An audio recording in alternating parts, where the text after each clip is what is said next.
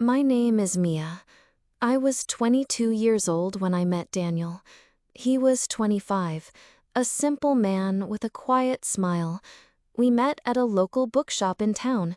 I was looking at a book about dreams, and he smiled and said, "That's a good one." I laughed, and that was how it all started. Daniel and I became close very quickly. Every day we would meet at the park or by the sea.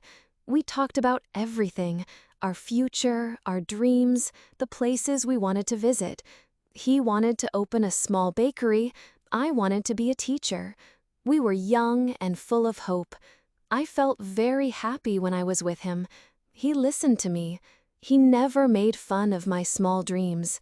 We didn't have much money, but we had love, and that felt like enough. But one day, everything changed. It was a cold evening, and we were supposed to meet at the park. I waited for him for over an hour. When he finally came, he looked upset.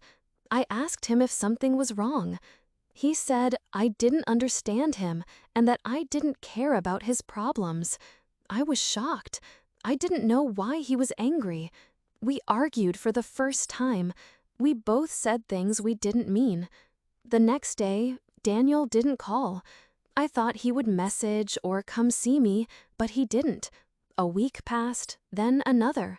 I tried to call him, but he didn't answer. I waited and waited, hoping he would return, but he never did. Then something happened that changed my life forever. I started feeling tired. My body felt different. I went to the doctor. She looked at me and said, "Mia, you are pregnant." I couldn't believe it. I was going to have a baby. I was scared. I didn't have a job. I didn't know what to do. My hands shook as I held the test results. I sat on my bed and cried for hours. After a few days, I found the courage to write to Daniel. I told him everything. I wrote, "Please, I need to talk to you. I am going to have a baby." I waited for his reply, but he never answered, not even one word. I sent another message, but he blocked my number. He left me, just like that. Time passed. My belly grew. I moved back to my parents' house. They were sad and disappointed, but they helped me. My mother stayed up late with me when I couldn't sleep. My father worked extra hours to buy baby things. I felt guilty, but I had no one else.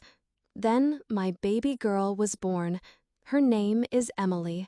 She had soft brown eyes and the tiniest fingers. When I held her for the first time, I cried. She was so small and beautiful. But after a few weeks, the doctor gave me bad news. Emily had a heart problem. She needed special medicine and checkups. The medicine was very expensive. I tried to find a job, but no one wanted to hire a young mother with a sick baby. I sold some of my clothes and books. I stopped eating regular meals so Emily could have her medicine. I cried every night. My parents helped as much as they could, but their money wasn't enough. I didn't want to, but I contacted Daniel again. I wrote, "Emily is your daughter. She is very sick. Please help me. I'm not angry. I just need your support." For days, there was no answer.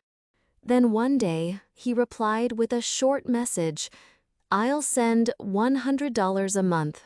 That's all I can do." I couldn't believe it. Daniel had a good job now. He worked in real estate. I knew he had money. $100 was not enough for Emily's medicine. But I took the money. I had no other choice. Every month, I waited for that money like it was gold. Sometimes it was late. Sometimes it didn't come at all. Still, I never stopped loving my daughter. She smiled even when she was in pain. She laughed at birds, loved music, and hugged me tightly every morning.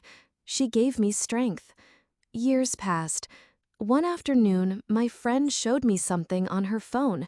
It was a photo of Daniel on a business website. He was now a millionaire.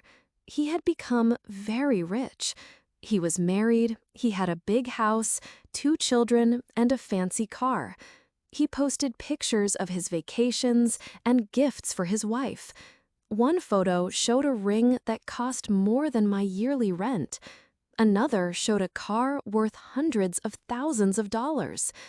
I stared at those pictures in silence. Why? Why was his daughter suffering while he lived like a king? Why did he ignore her pain? That night, I sent him one last message. I wrote, "Emily is still sick. You post pictures of your wealth, but you can't help your daughter. Why? Why is she in pain while you live in comfort?" I waited, but this time Daniel didn't reply. Instead, he blocked me. I sat alone in my room, looking at the wall. My heart felt heavy. I held Emily and cried, but I couldn't stay quiet anymore. I shared my story online. I wrote about Daniel, his past with me, and how he gave only $100 a month for a child who needed thousands. I shared photos of Emily in the hospital. The story spread fast. People were shocked. Many said, "How can a father ignore his sick daughter?"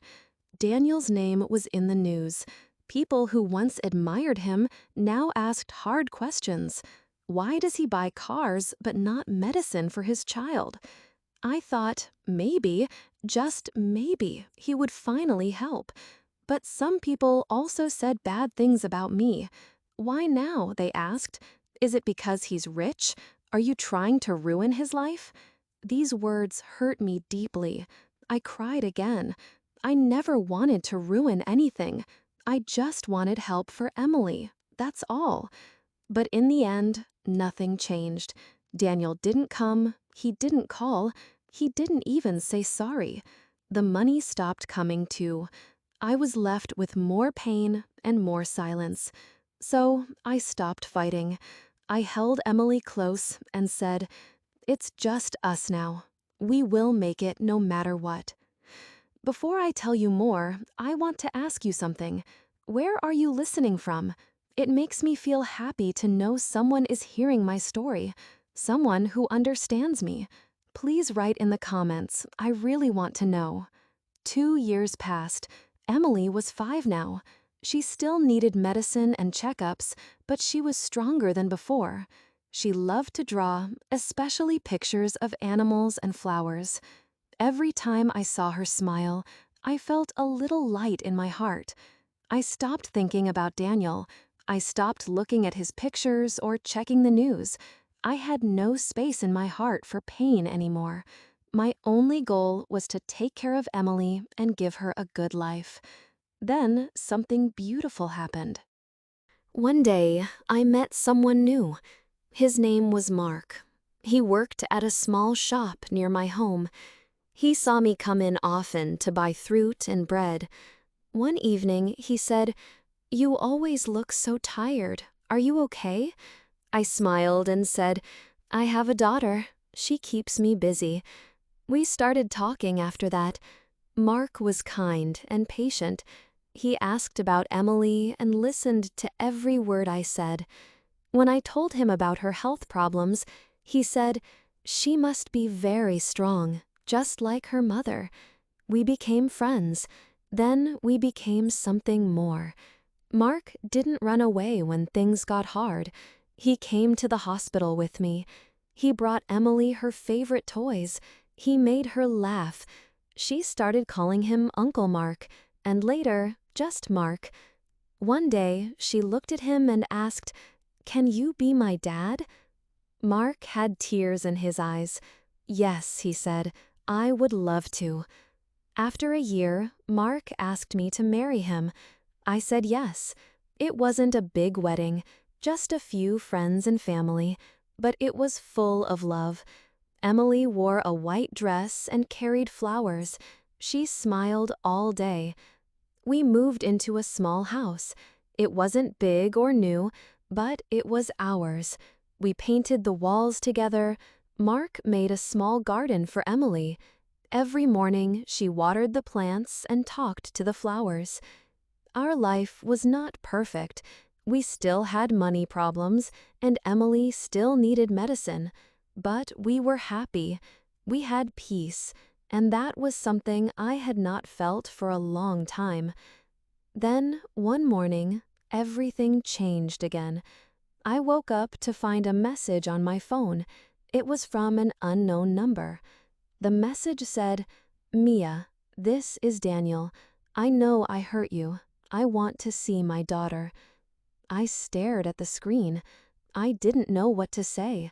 My heart started to beat fast. Why now, after all these years? I showed the message to Mark. He looked at me and said, "It's your choice. Whatever you decide, I'm with you." After thinking for days, I replied. I wrote, "Emily is not a baby anymore. She remembers everything. You can meet her, but please don't hurt her again." Daniel asked to meet us in the park. I agreed. Emily didn't know he was her real father. I just told her we were going to meet someone special. When we arrived at the park, Daniel was already there. He looked different. He wore simple clothes.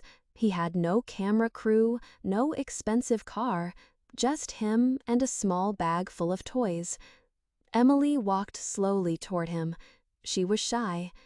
Daniel knelt down and opened his arms. "Hi," he said. "I brought you some gifts." Emily looked at me. I nodded. She walked to him and took a small stuffed rabbit. "Thank you," she said. Daniel hugged her. He cried. He held her for a long time.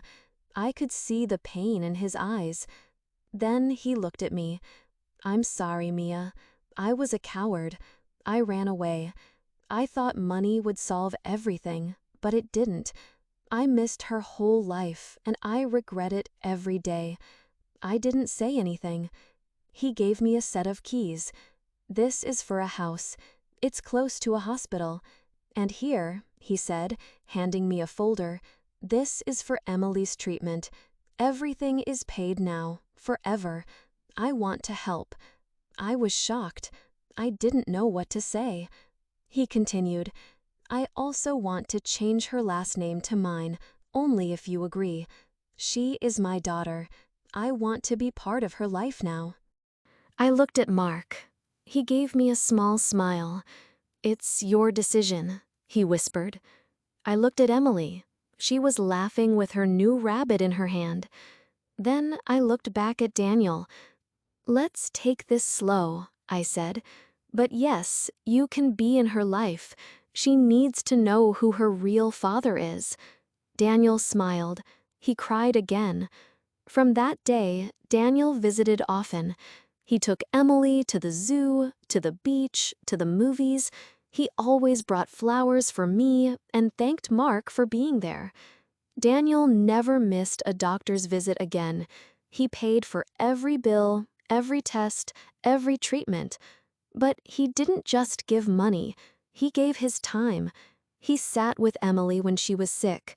He helped her with schoolwork. He taught her how to ride a bicycle. She laughed more now. Her health started to get better. She called Mark Dad, and she called Daniel Papa, and they both loved her deeply. One day, someone special came to visit.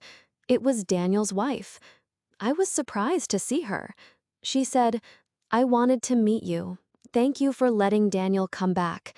He talks about your daughter all the time. She changed him." She brought Emily a doll and sat with us for tea. She was calm and kind. We talked like old friends. At the end, she said, "Life is strange, but I believe everything happens for a reason." I smiled and said, "Yes, it teaches us to be better." From that day on, we all worked together for Emily. There was no more hate, no more anger, only love and care. Life was still full of challenges, but now we faced them together. I often looked at Emily and thought, she is the reason all of this happened. She brought us back from the dark. And for the first time in many years, I felt full of peace. Years passed. Emily was now 9 years old. She was stronger, healthier, and happier. Her doctors said she was doing better than before. She still needed some care, but her heart was much stronger. She loved going to school. She had friends, she played with her dolls, and drew beautiful pictures. Sometimes she drew our whole family, me, Mark, Daniel, and herself, all smiling and holding hands. One morning, she ran to me and said, "Mama, I want to make a card for Papa and Dad. I want to thank them for loving me." Her words made my eyes fill with tears. She was growing up, but her heart was still so kind. Mark helped her build a treehouse in our small garden. Daniel helped her with music lessons. She called Mark Dad because he was there every day. And she called Daniel Papa because she now knew he was her real father. And she loved them both. They were different, but both were part of her life. Daniel changed a lot. He didn't show off his money anymore. He stopped posting pictures of expensive things. Instead, he spent more time with Emily. He would come to her school events, cheer her on at games, and bring her favorite chocolate on weekends. One day, Daniel said to me, "I missed so many years of her life. I cannot get those years back, but I will do everything to make this time better. I promise." I believed him. He kept his promise. He never forgot her birthday. He took her to her doctor visits without me asking. He helped pay for school clothes and anything else Emily needed. He also helped me and Mark fix our house. He never made us feel small. He never tried to take Mark's place. He just wanted to be part of Emily's world. And we welcomed that. Mark and Daniel became good friends over time. They would sometimes sit together and talk about Emily, laugh at her jokes, and share stories about her. It felt strange at first, but then it felt normal. One Saturday, Emily asked me, "Mama, am I lucky?" I asked, "Why do you think that?" She smiled and said, "Because I have two dads. Some kids don't have any." I hugged her tightly. "Yes, my love, you are very lucky, and they are lucky to have you too." Daniel's wife also became a part of our lives. Her name was Claire. She would bring books and toys for Emily. She always treated her with care and respect. One day, she came to visit alone and said, "Mia, I want to thank you. You could have pushed Daniel away, but you didn't. Emily helped him become a better man." I smiled and said, "We all make mistakes. What matters is what we do." After, Claire and I sat in the garden and watched Emily play. We talked like old friends. There was no anger, no jealousy, only peace. That night, I sat by my window and thought about everything. There was a time when I cried every night. There was a time when I felt lost, alone, and broken. I didn't think I could survive, but I did. And not only did I survive, I grew stronger. Emily taught me how to keep going. She was my light in the dark. She was the reason I never gave up. She showed me that even after pain, love can return. And sometimes, the people who hurt us the most can come back to help us heal. I thought about the past, but I didn't feel angry anymore. I didn't want revenge. I didn't want to hurt Daniel or shame him. I just wanted my daughter to feel loved. That was always the most important thing. Now, she had love from everyone. Life was not perfect. We still had hard days. Emily still had checkups. We still had bills to pay. But we faced everything together, and that made all the difference. One evening, Emily sat with me in bed. She looked at the stars through the window and asked, "Mama, do you ever feel sad?" I thought for a moment and said, "I used to, but not anymore. Now I feel thankful." She smiled and rested her head on my shoulder. I kissed her forehead and whispered, "You are my joy. You are the reason I smile." She looked up and said, "I love you, Mama." And in that moment, I knew everything was going to be okay. Looking back, I understand now that everything happens for a reason. Pain can make us stronger, mistakes can lead to better choices, and even broken hearts can heal. I don't know what the future holds, but I know that whatever happens, we will face it together with love, care, and hope. My name is Mia. I once cried every night. I once waited for someone who never came. But now I smile every day because I stopped waiting and started living, and because I never gave up.